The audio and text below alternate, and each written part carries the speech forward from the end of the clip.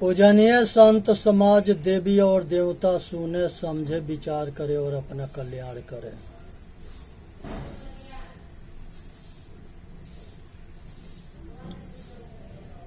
जगत गुरु शंकराचार्य के प्रश्नोत्तरी के दूसरा भाग है। पहले भाग में कई दूसरा पाठ है। इसके पहले वाला वीडियो पहला पाठ था पहला अध्याय के, और ये दूसरा पाठ है पहले अध्याय के। जगत गुरु शंकराचार्य अपने शिष्य के प्रश्नोत्तरी में प्रश्न के उत्तर देते हैं। जगत गुरु शंकराचार्य के ये साधक के लिए अमृत है और इस सबके हित में रख करके ये प्रश्नोत्तरी को बनाया गया है। इसमें सबके कल्याण है। दुख से कौन बचाता है? संत सतगुरु सत्संग और गुरुमुखी वाणी से मनुष्य बचता है। बंधन क्या है? पंच विषय के आसक्ति जन्म मरण के मुख्य कारण है। इस विषय विष समझ करके त्याग दो तो अपना कल्याण हो जाएगा। नरक क्या है? भयंकर दुख, तीन ताप, दैहिक, दैविक, भौतिक। दैहिक जो शरीर के बीमारी अनेक तरह के होता है और मनुष्य खाट पर सड़ता मरता है। दैविक वो है जो प्रकृति आपदा से अंग भंग हो करके खाट पर सड़ना मरना और चिल्लाना। बहुत ऐसी बीमारी होता है दवा कराते कराते मर जाओ, बीमारी ठीक ना होता है, दवा काम ना करता है, वो बद्दुआ होता है। किसी के बद्दुआ लगा होता है, उस पर दवा काम ना करेगा। उसके समय निर्धारित है। जो बोए हो, किसी के दुख दिए हो, जब तक ले उसके पूरी अवधि पूरा ना होगा तब तक ले वो दुख पीछा ना छोड़ेगा। इसलिए किसी के दुख मत देना। प्रकृति आपदा से या एक्सीडेंट से, ओला पत्थर से, बिजली से एक्सीडेंट होकर के अंग भंग हो जाना, खाट पर रोना गाना, अंग भंग होकर के सड़ना मरना, ये दैविक दुख है। वो दैहिक दुख था शरीर में रोग वाला, ये दैविक है। एक भौतिक है जो जानवर के द्वारा मार देना या आदमी को मार देता है, हाथ गोड़ तोड़ देता है, आँख कान निकाल लेता है। तो ये सब अंग भंग होकर के सड़ना मरना, रोना गाना। बहुत ऐसे मूर्ख ऐसे हैं जो हाथ गोड़ आँख निकाल करके चौराहा पर भीख मंगवाते हैं। बच्चे के, नए बच्चे के, छोटे छोटे बच्चे के। ये बहुत बड़ा पाप है। नरक में भी जगह ना मिलेगा। ऐसे शैतानन के सीधा गोली मारे न तो फांसी डाले। ऐसे आदमी के बढ़ावा ना दे। दूसरा जो है, ये तीन ताप हो गया, दैहिक, दैविक, भौतिक। तीन भोग है। अनेक तरह के पशु बनना, अनेक तरह के पक्षी बनना, अनेक तरह के कीड़ा मकोड़ा बनना, अनेक तरह के मछली बनना।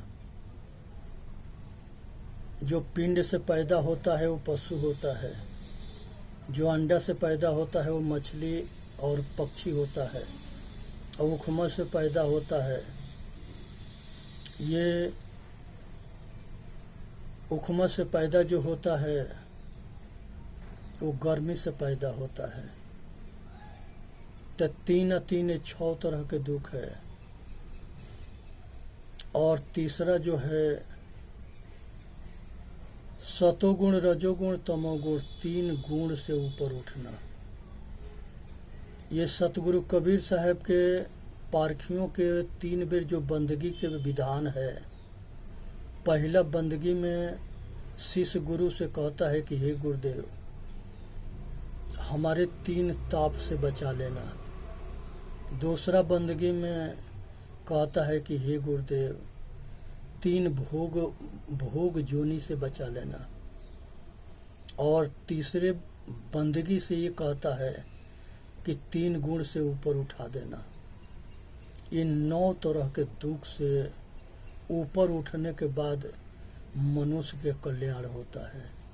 ये इसीलिए कहा गया है, सतगुरु कबीर साहब कहते हैं, चलते चलते पग थका नगर रहा 9 कोस, बीच ही में डेरा पड़ा कहो कौन के दोष। जिंदगी बीत गया, कल्याण ना हुआ, 5 विषय से पार ना हुए, चतुष्ट अंतकरण से पार ना हुए। ये 5 और 4 9, यही 9 कोष है। इधर 3 ताप, 3 भोग भूमि और 3 गुण, इन 9 से ऊपर उठना, यही 9 कोष है। और सतगुरुओं के कृपा बिना ये सुलभ ना है। बहुत पेचीदा और बहुत जो है कठिन मार्ग है। पागल कहते हैं कि गंगा किसी नदी में नहा लो या किसी तीर्थ में मर लो, मुक्ति मिल जाएगा। किसी के बाप के बपौती है, आके किसी फूंक मार दिया और पेट भर गया, फूंक मार दिया, कह दिया बेटा पैदा हो जा, बेटा पैदा हो गया, दुनिया बन जा, दुनिया बन गया। कौन ऐसा है जिसके आवाज़ में इतनी दम है? ऐसा संसार में कोई नहीं है जिसकी आवाज़ से बोलिया हो जाए। इस तरह के होना होता तो सब जो है सुखी होते या सब मोक्ष हो जाते।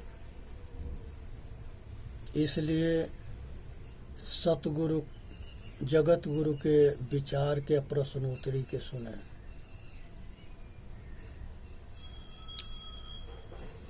ये 3 ताप और 3 खाने के विषय में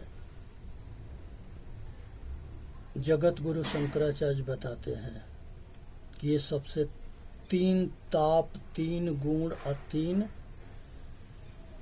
खाने से ऊपर उठो, 9 से। पूछते हैं कि नरक के द्वार क्या है? कामी होना, क्रोधी होना, लोभी होना, मोही होना, ये सब नरक में ले जाता है। ये जो है लोक परलोक खराब करता है। सुखी कौन है?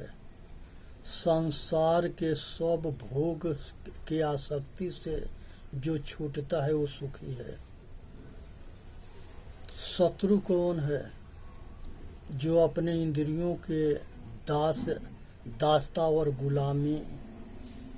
गुलामियों से छूट जाता है। काम है, क्रोध है, मद है, लोभ है, अहंकार है, ये घोर शत्रु है। ये सब के चाल से और जाल से ऊपर उठ जाना। खानी जाल, बानी जाल, मोह जाल, माया जाल, ये सब जाल से ऊपर उठना, ये सब शत्रु हैं, इसे बचना है। जो इसमें फंसता है वो मरता है। दरिद्र कौन है?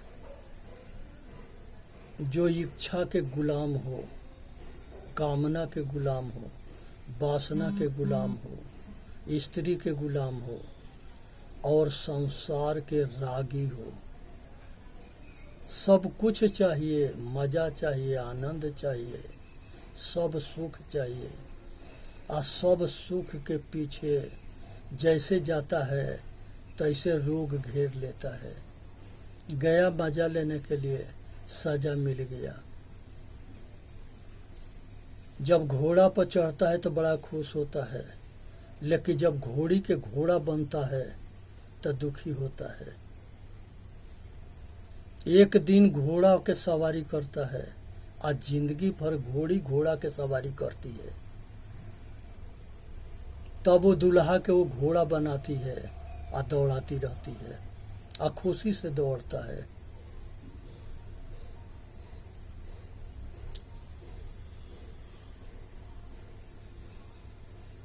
धनवान कौन है? जो धन के आग में पागल ना होता है, संतोषी होता है। साहेब कहते हैं, गो धन गज धन बाज धना और रतन धन खान, जब आवे संतोष धना सब धन धूरी समान। जब मनुष्य के संतोष आता है तो सब समान के वो धूर समझता है। सब धन धूरी समान। मेरा कौन है? अपना पुरुषार्थ अपने आपा ही अपना है, जो अपना स्वरूप अपने से कबो अलग ना होता है। जब हम अपने घर वापसी हो जाते हैं, अपना को जानना, अपने को मानना, अपने के अनुभूति करना, अपने के एहसास करना, अपने आप में परम शांति और परम आनंद के अनुभूति करना, ये अपना है। अपने आप चेतन आत्मा, अपना स्वरूप। फांसी क्या है? मेरा तेरा के अहंकार, स्त्री के गुलामी, ये फांसी है। नशा क्या है? स्त्री भोग के रात दिन चिंतन करना, ये शराब से बढ़ के नशा है। और मिला तबो गुलाम हो गया और नहीं मिला तबो जो है दुख उसके पीछा ना छोड़ता है।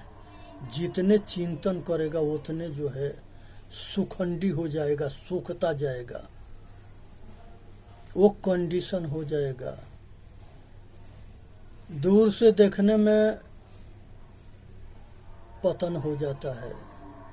हस्त मैथुन, गुदा मैथुन, बीज पानी के जैसे बह जाना, और चाहे वो नर हो चाहे नारी हो। ये पतन के बहने के दोष बहुत बड़ा बीमारी है। बहुत मुश्किल से ये रज बीज तैयार होता है। ये 25 बरस 26 बरस तक ले इसको संभालना चाहिए, जिससे नर और नारी के शरीर पूरा शक्तिशाली बन जाए। तब अच्छे संतान होगा, जीवन के आनंद होगा, जीवन के कल्याण होगा, और वो अच्छे संतान के पैदा करने में समर्थवान होगा। शरीर बलवान होगा, मन बलवान होगा, बुद्धि बलवान होगा, संतान बलवान होगा। अगर पतन कर दिए पहले तो शरीर कमजोर हो गया, मन कमजोर हो गया, बुद्धि कमजोर हो गया, और कार्टून के जैसे बच्चा पैदा हो गया। वो औलाद में ऐसा चिड़चिड़ापन रहेगा कि वो जो है ना बात को सुनेगा न मानेगा, और जीवन में वो दुख के कारण बन जाएगा। अंधा कौन है?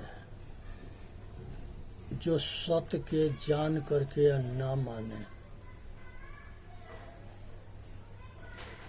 जो स्त्री भोग में ऐसा पागल हो जाए कि उस अपने मर्यादा के भूल जाए, न्याय के भूल जाए, धर्म के भूल जाए, और समाज के सारे नियम कायदा कानून के उल्लंघन करके आया अपना जीवन के नाश कर ले।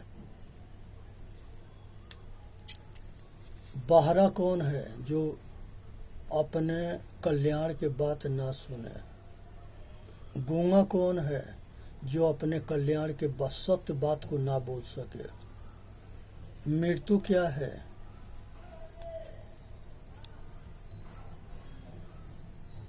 जीते जी मरना क्या है?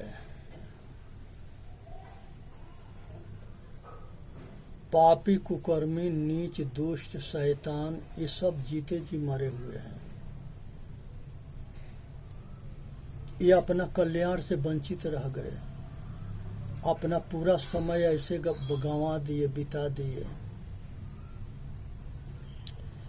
कल्याण के रास्ता जो है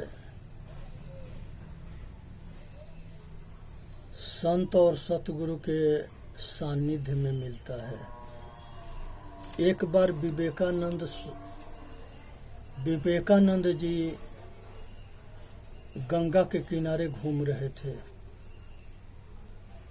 एक राजकुमारी उनके पास गई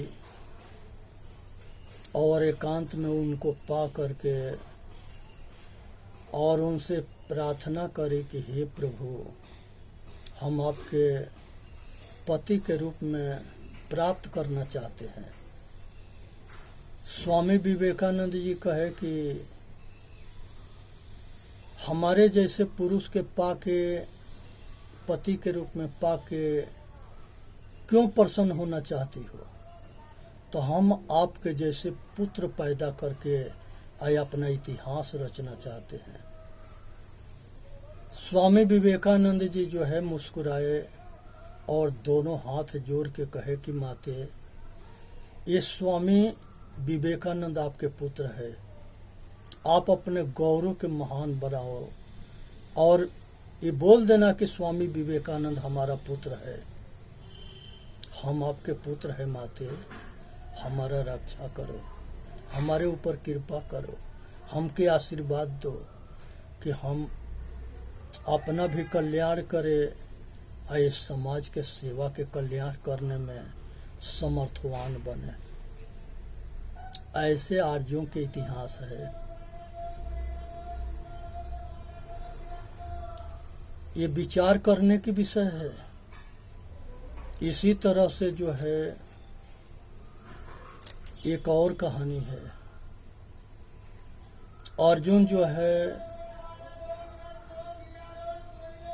तप कर रहे थे और इंद्र की एक अप्सरा जा करके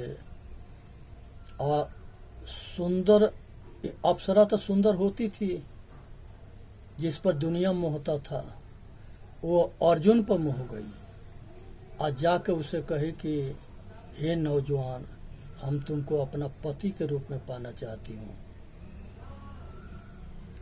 अर्जुन जो है इंद्र के पुत्र थे,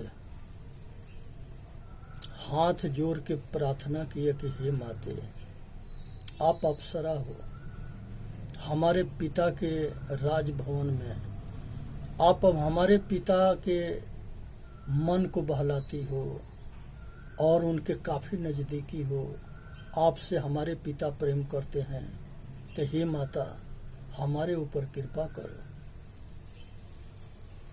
और हमारे कल्याण करो। हम आपके पुत्र हैं, हमारा रक्षा करो। अप्सरा जो है शर्मिंदा के मरे सर न उठाई और इंद्र के पास लौट के चली गई। इंद्र से बताई कि तुम्हारा पुत्र जो है वो कमाल के पुत्र है, बहुत महान भी है, बहुत योद्धा भी है, अब बहुत जो है संस्कारी भी है, और उसके वर्णन कितना करें, सब कम है। ये आर्यों के इतिहास है। इसलिए विचार करना, आर्य धर्म जो है, सनातनी धर्म जो है, हमारे आर्यों के इतिहास कोई नया ना है। जब से इसका कोई याद ना है, कोई अंत ना है। ये पीछे था, आज है, आगे रहेगा। बहुत दुनिया के विधर्मी आए और सनातन धर्म के मिटाने चले, सब विफल रहे। कोई नहीं मिटा सकता। सनातनी कभी न मिटे। सनातन जो है सनातन है। आर्य कभी न मिटे।